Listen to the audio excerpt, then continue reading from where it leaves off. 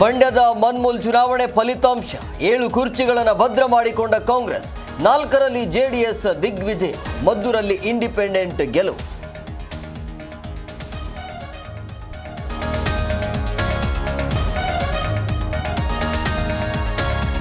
ಕೇಂದ್ರ ಬಜೆಟ್ನಲ್ಲಿ ರಾಜ್ಯಕ್ಕೆ ಅನ್ಯಾಯ ಆರೋಪ, ಬೆಂಗಳೂರಿನ ವಿತ್ತ ಸಚಿವರ ಕಚೇರಿಗೆ ಮುತ್ತಿಗೆ ಯತ್ನ, ಎನ್ಎಸ್ಯುಐ ಕಾರ್ಯಕರ್ತರಿಗೆ ವಶಕ್ಕೆ ಪಡೆದ ಖಾಕಿ.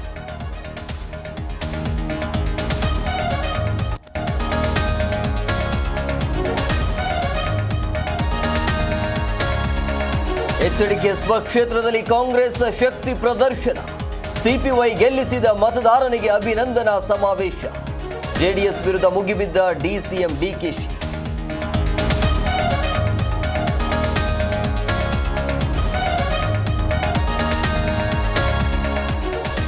ಕುಮಾರಸ್ವಾಮಿ ಬರೀ ಮಾತಿನಲ್ಲಿ ರುಸ್ತುಮರು, ಅನುಕಂಪ ಗೀಟಿಸುವಲ್ಲಿ ಅವರೇ ನಂಬರ್ 1, ಕೇಂದ್ರ ಸಚಿವರ ವಿರುದ್ಧ ಚಲುವರಾಯಸ್ವಾಮಿ ವ್ಯಂಗ್ಯ.